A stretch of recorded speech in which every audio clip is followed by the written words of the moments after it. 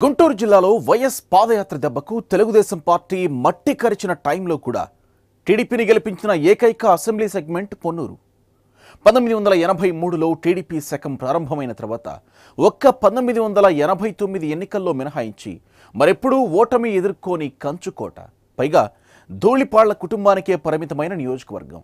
1983, 89 AP assembly ఎన్నికల్లో ధూళిపాళ్ల వీరయ్య చౌదరి, 1994 నుంచి ఇప్పటి వరకు ఆయన తనయుడు ధూళిపాళ్ల నరేంద్ర కుమార్లు ఎదురు లేకుండా పొన్నూరు నియోజకవర్గానికి ప్రాతినిధ్యం వహిస్తున్నారు. అలాంటి కీలకమైన నియోజకవర్గంలో 2019 రాజకీయాలు ఎలాంటి మలుపులు తిరుగుతాయన్నది ఇప్పుడు ఉత్కంఠగా మారింది.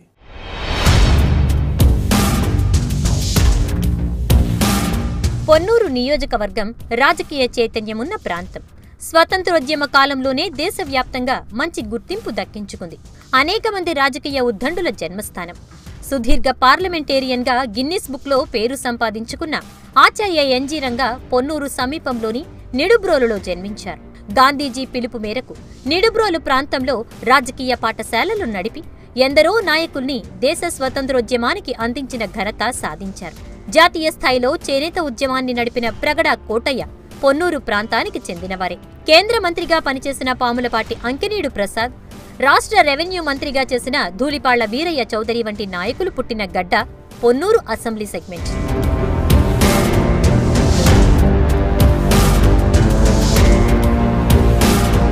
పొన్నూరు నియోజకవర్గం పొన్నూరు, చేబ్రోలు, పెద్దకాకాని మండలాల మరియు పొన్నూరు రూరల్ కలిసి ఉన్నాయి. 2011 లెక్కల ప్రకారం పొన్నూరు నియోజకవర్గంలో మొత్తం ఓటర్లు 2,09,154 మంది. అత్యధికంగా మహిళా ఓటర్లు 1,07,584 మంది కాగా పురుష ఓటర్లు 1,01,549 మంది ఉన్నారు. నియోజకవర్గంలో అత్యధికంగా షెడ్యూల్ వర్గాల ఓట్లు 54,000 వరకు ఉండగా బీసీల ఓట్లు 42,000 వరకు ఉన్నాయి. కాపులు 43,000, కమ్మ ఓట్లు 28,000 వరకు ఉన్నాయి.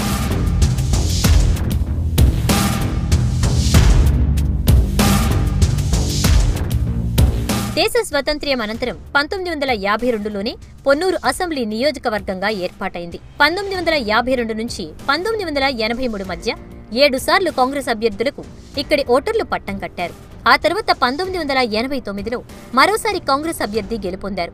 మొత్తం 15 సార్లు అసెంబ్లీ ఎన్నికలు జరిగితే 8 సార్లు కాంగ్రెస్, 7 సార్లు టీడీపీ అభ్యర్థులు పొన్నూరు నుంచి అసెంబ్లీకి ఎన్నికయ్యారు. మరీ ముఖ్యంగా 1983లో తెలుగుదేశం ప్రభుత్వం ఏర్పాటైన తరువాత పొన్నూరు అసెంబ్లీ సెగ్మెంట్ టీడీపీ కంచుకోటగా మారిపోయింది. 1989లో మినహాయిస్తే 8 సార్లు జరిగిన ఎన్నికల్లో 7 సార్లు టీడీపీ అభ్యర్థులే విజయం సాధిస్తూ వచ్చారు. అదీ కూడా కేవలం ఒక్క ధూళిపాళ్ల కుటుంబానికే పొన్నూరు నియోజకవర్గం పరిమితం కావటం ఓ రికార్డు.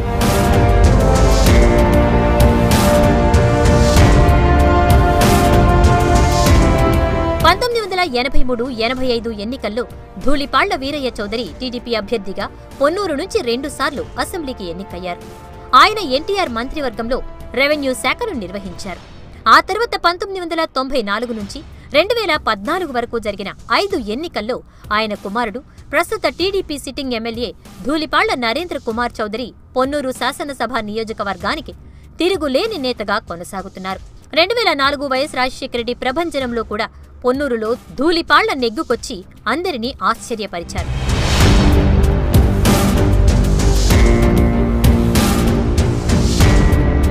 పొన్నూరు నియోజకవర్గ ప్రజలు 3 దశాబ్దాలుగా ఒకే కుటుంబానికి చెందిన ధూళిపాళ్ల వీరయ్య చౌదరి, నరేంద్ర కుమార్లను తమ ప్రతినిధులుగా గెలిపించుకున్నప్పటికీ నియోజకవర్గం అభివృద్ధి విషయంలో చాలా వెనుకబడిందన్న అభిప్రాయం వ్యక్తమవుతోంది. 2014లో ఎన్నికల సమయంలో 100 కోట్ల రూపాయలతో పొన్నూరు నియోజకవర్గాన్ని అభివృద్ధి పదంలో సాగిస్తానని హామీల వర్షం కురిపించిన ధూళిపాళ్ల సమీప ప్రత్యర్థి వైఎస్సార్సీపీ అభ్యర్థి మాజీ ఎమ్మెల్యే రావి వెంకటరమణపై 7,761 ఓట్ల మెజారిటీతో నెగ్గారు. విజయవంతంగా 5వ సారి అసెంబ్లీకి ఎన్నికయ్యారు. ప్రత్యర్థి బలహీనతలపైన దెబ్బకొట్టి గెలుపొందే నేర్పరి అయిన ధూళిపాళ్ల ప్రస్తుతం ఎన్నికల్లో గడ్డు పరిస్థితిని ఎదుర్కొంటున్నారు. ఆ రోజు ధూళిపాళ్ల వీరయ్య చౌదరి ఎమ్మెల్యే అయిన తర్వాత పొన్నూరు నియోజకవర్గంలో ఉన్న అన్ని కమిషనర్ ట్యాక్స్ ఆఫీస్ కావచ్చు, లేకపోతే ఆర్టీసీ డిపోకు సంబంధించిన విషయం కావచ్చు, రకరకాల కాలేజీలు కానీ మొత్తం బాపట్లకు తరలిపోవటం అనేది నిజంగా చాలా దురదృష్టమైన సంఘటన. అప్పుడు ఆ సంఘటన జరిగిన సందర్భంలో ధూళిపాల వీరచౌదరి అనే అతను కనీసం ఎన్టీఆర్ గారు ముఖ్యమంత్రిగా ఉన్న కాలంలో కనీసం తన దృష్టి తీసుకెళ్లి యాపిచ్చే ప్రయత్నం కూడా చేయలేదు. చాలా సిగ్గుచేటైన విషయం. పొన్నూరు నియోజకవర్గంలో ఇప్పటివరకు ఎంఏ కోర్సు ఉన్న కాలేజీ పొన్నూరు నియోజకవర్గం హెడ్ క్వార్టర్లో లేదంటే నిజంగా ధూళిపాల కుటుంబం తలదించుకునే పరిస్థితి మరి ఆ ఒక కాలేజీ లేకపోవడమే. గెలిపించినప్పటికీ అభివృద్ధి శూన్యం.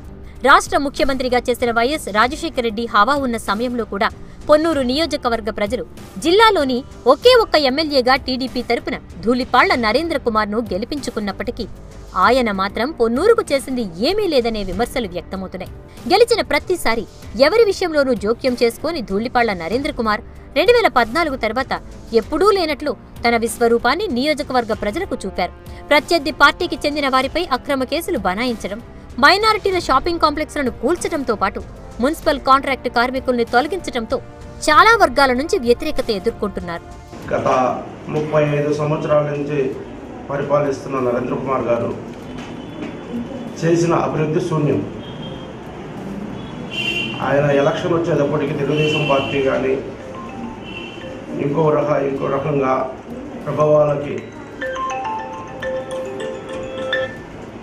పబ్లిక్ని ప్రభావాలకి గురి చేస్తూ మళ్ళీ ఓట్లు దండుకునే కార్యక్రమం చేస్తున్నాడు. ఆయన చేసిన అభివృద్ధి 35 సంవత్సరాల్లో వాళ్ళ తండ్రి గారి విగ్రహం ఒకటి తప్ప అంతకన్నా చేసిన అభివృద్ధి శూన్యం. తన బలం కన్నా ఎదుటివారి బలహీనతలపై దెబ్బ కొట్టి నెగ్గుకొస్తున్న ధూళిపాళ్లకు 2019లో గట్టి పోటీ తప్పేలా లేదు. 2014 ఎన్నికల్లో ఓడిన నియోజకవర్గ ప్రజలకు అందుబాటులో ఉంటూ ఎన్నికల బరిలో దిగుతున్న రావి వెంకటరమణకు నియోజకవర్గంలో ఆదరణ బలపడింది. 2019 ఎన్నికల్లో పోటీ రసవత్తరంగా సాగే అవకాశాలు కనిపిస్తున్నాయి. గత 5 విడతలుగా ఈ పొన్నూరు అసెంబ్లీ నియోజకవర్గానికి ప్రాతినిధ్యం వహిస్తున్నటువంటి ధూళిపాళ్ల నరేంద్ర సాధ్యమైనంత వరకు కూడా కాదు, కొంతవరకు పనిచేస్తున్నారు.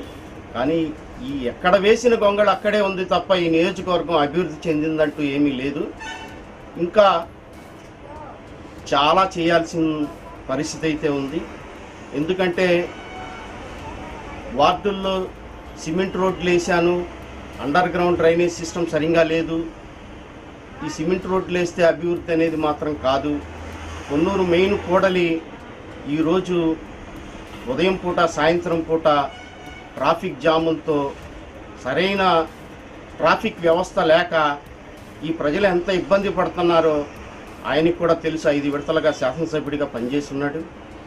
అదేవిధంగా ఈ ఊర్లో మౌలిక సదుపాయాలు కల్పించాల్సిన అవసరం ఉంది.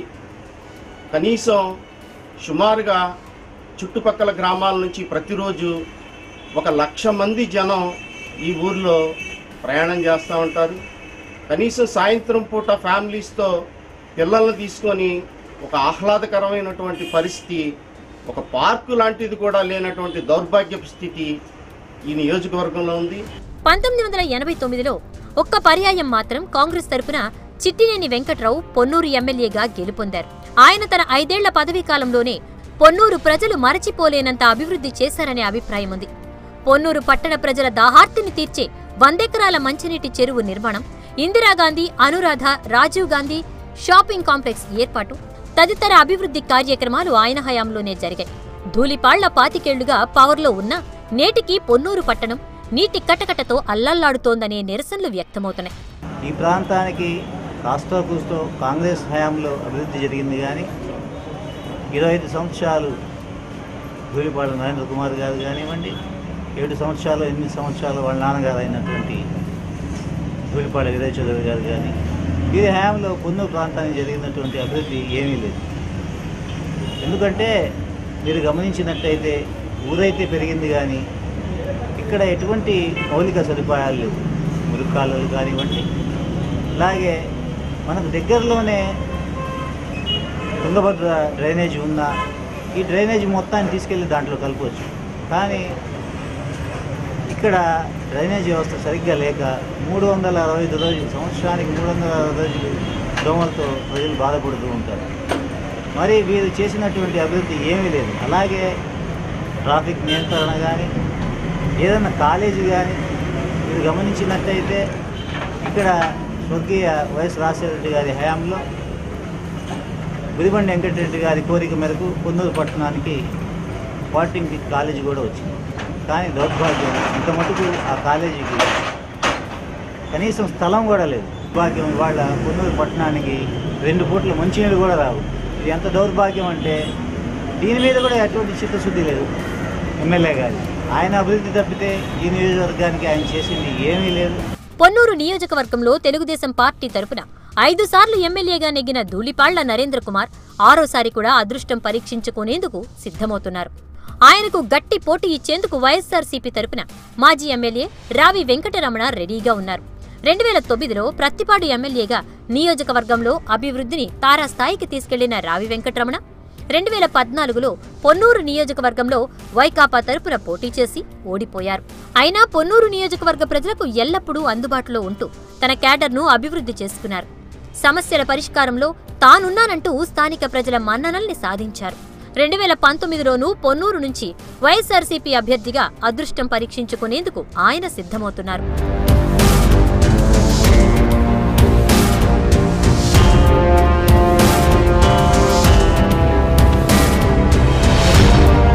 జనసేన తరపున ఎన్ఆర్ఐ పార్వతీనాయుడు పొన్నూరు అసెంబ్లీ నియోజకవర్గం నుంచి పోటీ చేసే అవకాశాలున్నాయి. యువత మాత్రమే తోడుగా ఉన్న జనసేన పార్టీ ఎన్ని ఓట్లు చీలుస్తుంది అనేది అంతు చిక్కని అంశం. 2019లో జరిగే సార్వత్రిక ఎన్నికలకు జనసేన, వైకాపా, తెదేపాల మధ్య త్రిముఖ పోటీ నువ్వా నేనా అంటూ రసవత్తరంగా జరిగే అవకాశాలున్నాయి.